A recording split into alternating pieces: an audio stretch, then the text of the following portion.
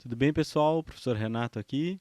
O vídeo de hoje é sobre o trovadorismo, né? Como vocês podem dar uma olhadinha aqui, que é o primeiro período literário que nós estudamos, certo?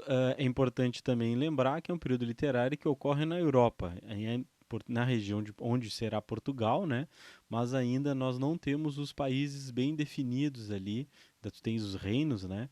Então, mas ele é um movimento que ocorre na Europa, mas que depois vai repercutir na história da literatura. Então, seguindo aqui, ó, vamos para o contexto histórico, tá? Tem a data aqui de abertura dele, de início, né? Isso pensando que bem depois, né? Alguns estudiosos, quando se debruçaram para fazer a história da literatura, colocaram o início, né? Do início e do fim dos períodos literários, né? Antecedentes. E a partir daí as coisas começaram a, né? De alguma maneira, ficarem datadas, né? Mas é sempre aproximado.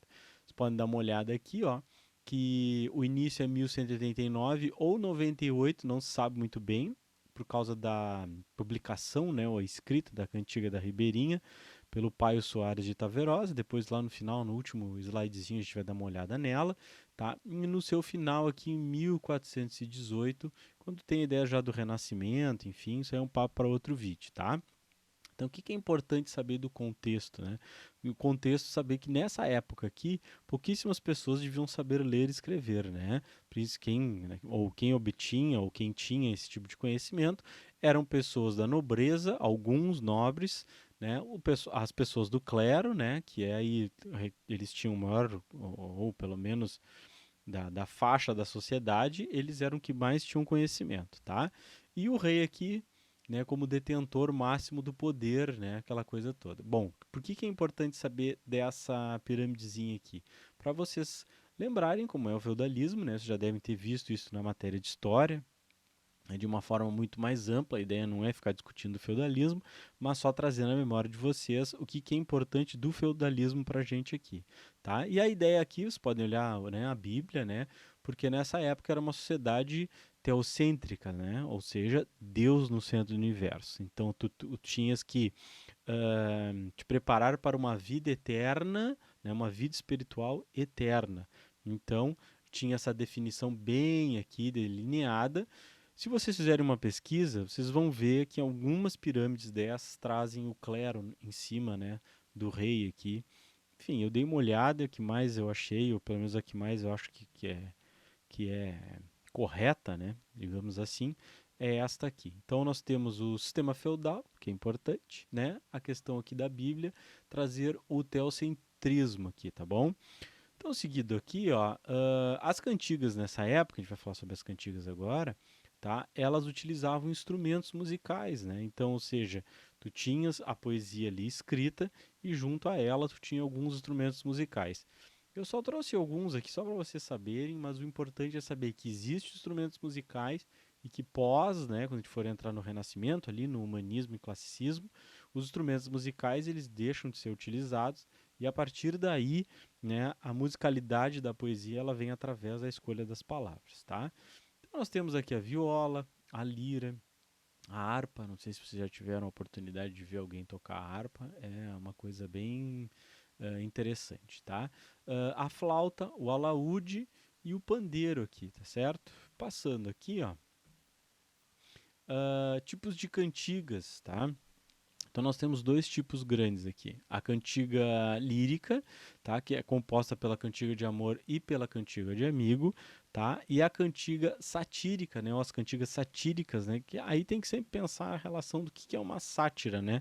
A sátira ela é envolvida por humor, obviamente. E quando se pensa em humor, tu tem sempre que pensar também em crítica, né? Nós tivemos um vídeo anterior sobre os gêneros, né? Quando a gente falou um pouco ali do dramático, a gente falou da comédia, eu cheguei a comentar isso, né, que a comédia, ou humor, ela está envolvida com crítica, obviamente. E aí nós temos a cantiga de escárnio e maldizer, que alguns livros didáticos, ou até algum tipo de história da literatura, eles podem trazer separados, né, cantiga de escárnio e maldizer, mas também vocês podem achar uma coisa só, cantiga de escárnio e maldizer. Seria mais ou menos essa a ideia aí, beleza? Então, seguindo aqui, ó, a partir daí a gente vai falar sobre as cantigas separadas, tá? Tu tens a cantiga de amor, que é talvez a mais importante delas, é a que mais aparece, se tu pensar, né? Mais para frente a gente vai ver isso aí, né? Mas na atualidade, por exemplo, tem muitas características da cantiga de amor que estão presentes nas músicas, por exemplo, né? Então aqui para vocês terem uma ideia, tem uma imagenzinha aqui, vocês podem ver um ambiente de palácio, né?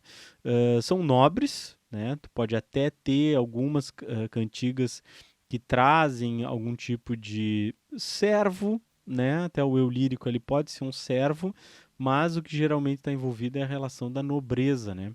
Tu pode ver o rei aqui atrás, aqui, ó, a cara dele, né, se coçando, e o jovem aqui realmente trovando, né?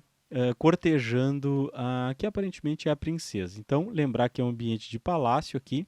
A origem é uma origem provençal, que é uma região da França, né? Então, seguindo aqui, ó, as características, tá? Da cantiga de amor, tá bom?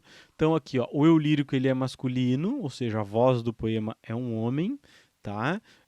Obviamente, quando se pensa nessa época aí, em cerca de 1200, né?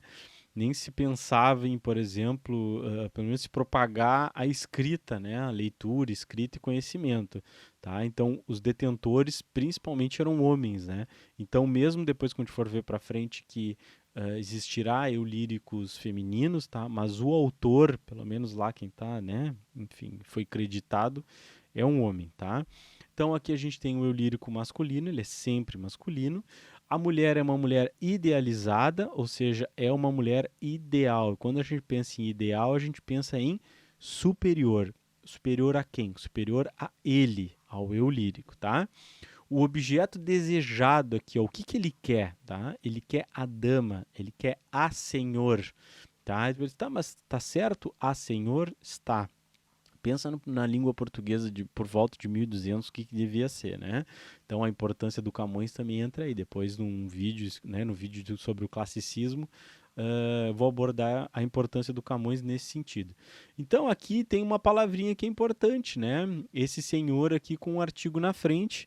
E aí o que também é, ou talvez o mais importante se entender essa relação aqui do eu lírico com essa mulher idealizada, é que tu tens um senhor, e nessa época, como a gente estava falando de feudalismo, né? Senhor é dono, né? Realmente é dono. Então, seria a senhora dele, tá? Outra coisa que pode parecer é Mia Senhor, M-I-A Senhor, tá? Que seria a minha senhora, a minha dona, tá? Seguindo aqui, ó, este rapaz, né, esse eu lírico masculino, ele não tem o amor correspondido por essa mulher. Por que, que ele não tem? Por N motivos, pode ser. Uma diferença de classe social, se ele tem uma relação de servidão com ela, ou porque ela é mais nobre do que ele, isso pode aparecer, ou se realmente ela não está interessada nele, que pode também acontecer, tá?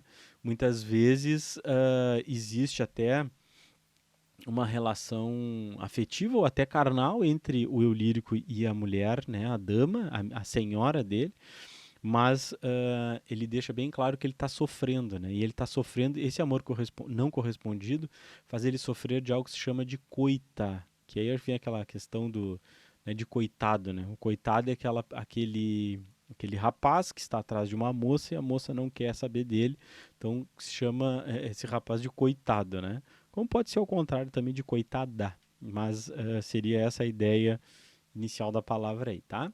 Então, esse amor não correspondido faz existir uma vassalagem amorosa, né? Ou seja, a pessoa faz exatamente tudo por ela atrás do seu amor e esse amor não é correspondido, tá? Por que eu disse que ela é a que mais aparece hoje, né? Se tu pensares no cortejo, né? Ou o amor não correspondido, tem muita música de pagode, muita sertanejo, sofrência aí, tá? Que tu consegue fazer essa relação perfeitamente. Seguindo aqui, ó, a gente vai falar sobre a cantiga de amigo, né? Então, se vocês olharem aqui a imagenzinha, tu já tens uma imagem diferente daquele palácio, né? Porque tu tens aqui uma mulher, pelas vestimentas tu percebe que ela não é uma mulher nobre, ela está num ambiente que é um ambiente rural, né? Um ambiente de floresta, de bosque, né? Mas ele é dito como um ambiente rural, tá? E aqui atrás nós temos um barquinho aqui, ó. Então essa mulher, ela está escrevendo alguma coisa, tá? E provavelmente tem uma relação com esse barco, senão esse barco não estaria aparecendo ali, tá? Então aqui, ó, é um ambiente rural. O eu lírico ele é feminino, mas lembre-se que o autor ele é um autor masculino, tá? É uma mulher real. Por que ela é uma mulher real? Porque ela é uma mulher que sofre, tá? E qual é o objeto desejado por ela? Por que ela sofre? Ela sofre por causa do amante ou do namorado. Quando a ideia do amante aqui não se pensa, né, no Ricardão, se pensa no amante de marido ou noivo, né? A pessoa que, o homem que prometeu a ela que iria casar com ela ou é casado com ela, tá? E por que esse homem não está ali com ela? Ou porque tu já tinha as grandes navegações aqui, tá? Ou também porque era muito comum os feudos entrar em batalhas, né? Então isso era uma coisa comum. Eu sei que essa imagenzinha aqui é uma imagem que eu acho que não era da época do feudalismo, aí vocês terem uma ideia que é tipo uma briga medieval. Parece até o Game of Thrones ali, alguma coisa assim, mas foi a imagem que eu consegui catar. Tá? Mas era muito comum, né, não só os nobres entrarem em conflito, né, o cavaleiro ele tinha que proteger, ele realmente dominava a luta, aquela coisa toda, né, e ele não podia fugir da guerra porque tinha a questão da honra, né, mas também os servos, né, os escravinhos, eles tinham que ir para a pauleira também, não podiam ficar e geralmente iam para a linha de frente. Então essa mulher ela está sofrendo, né?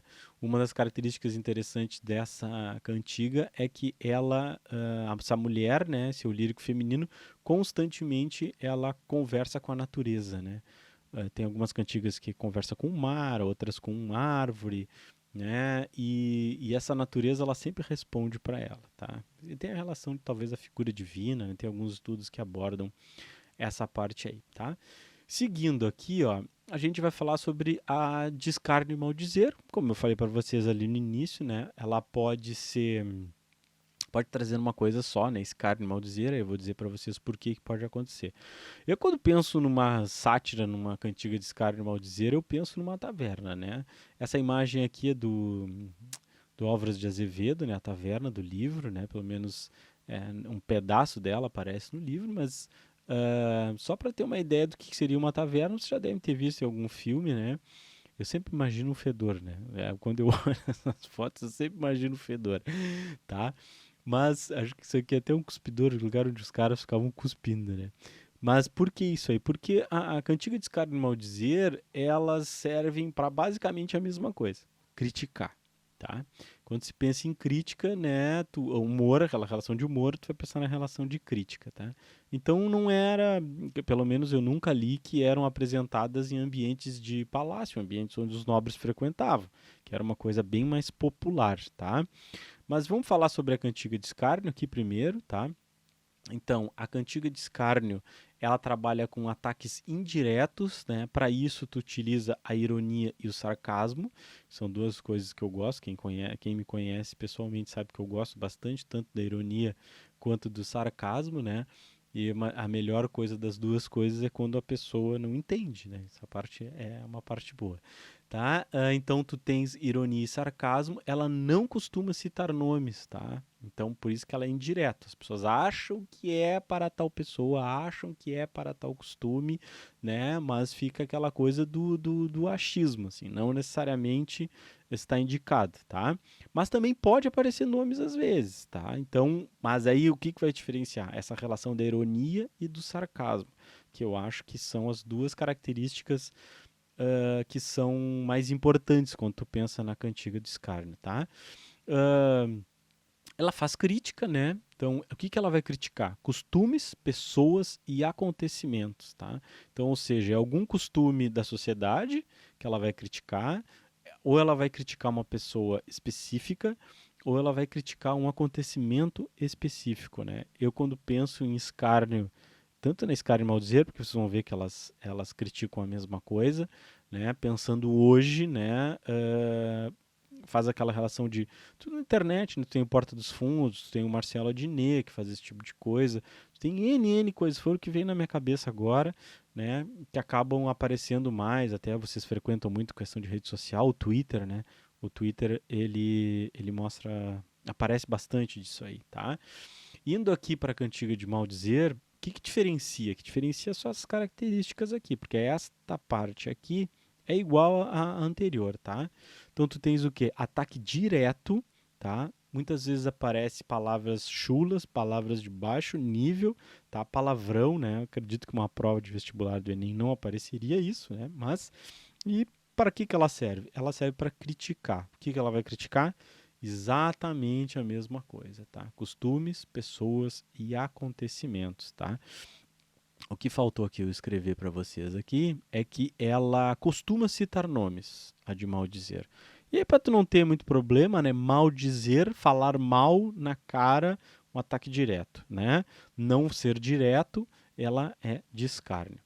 Então, seguindo aqui para a gente ir já para o nosso final aqui, ó, eu trouxe para vocês darem uma olhada a cantiga da Ribeirinha, que é do Paio Soares de Taveiros, né? Ou como está escrito nos nossos livros aí, Taveiros, tá? Foi um trovador da primeira metade do século XII, de origem da pequena nobreza galega. Então, assim, ó, se vocês derem uma passada de olho aqui, vocês vão perceber, não vou ficar lendo toda ela, né? Vocês vão perceber que tu não consegue entender do que está escrito. Ó. No mundo não me sei pareia, mentre me for como me vai. Então, ou seja, tá pensando numa língua portuguesa de 1200, tá? Até se vocês não tiverem muita coisa para fazer, vocês podem procurar cantigas, a mesma cantiga em diversos sites. Vocês vão achar, às vezes, elas escritas de maneiras diferentes, palavras escritas de maneiras diferentes, tá? Por quê? Língua portuguesa de 1200, tá? Então, como é que tu faz para entender que ela é uma cantiga de amor, por exemplo, tá? Porque ela aparece aqui, ó, Mia Senhor, tá? Ou seja, minha senhora, tá? E depois ela fala aqui, ó, ele diz, né, o eu lírico, que vós, né, a mulher, filha de Dom Paio Muniz, ou seja, ela é nobre e ela é filha de um nobre importante, tá? Então, o que, que seria cobrado de ti no Enem, por exemplo? Seria cobrado que tu saiba as características da cantiga de amor, tá? O eu lírico masculino, o ambiente de palácio, se pode aparecer ou não. Tu tens um amor não correspondido, a questão da coita e a relação de vassalagem amorosa, tá? Então, esse tipo de coisa que seria cobrado de ti do Enem. Não que tu faça uma interpretação disso aqui, tá? Sabendo as características, tu sabe o que está acontecendo. É um homem que sofre de amor verdadeiro, tá? Amor por uma mulher e essa mulher não corresponde.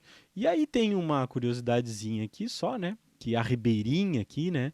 A que se refere, um dos nomes da cantiga é Maria Paz Ribeiro, amante de Dom Sancho I, rei de Portugal entre 1185 e 1211. Então se diz que é ou não é, enfim, mas é só uma curiosidadezinha, tá certo? Então tá, pessoal, espero que tenha ajudado vocês aí, tá? É importante saber, embora seja o primeiro período, mas não cai, já caiu em outros Enems, né, algumas referências ao trovadorismo, mas saber que os períodos eles não estão soltos, né, na linha da história da literatura, eles estão conectados de alguma maneira, tá? Então, espero que vocês tenham gostado e qualquer coisa vocês escrevam, tem aqui a minha rede social que eu mais uso, né, e qualquer coisa vocês botam aí na descrição alguma coisa ou mandam uma mensagem, tá bom? Um grande beijo a todos vocês, até a próxima!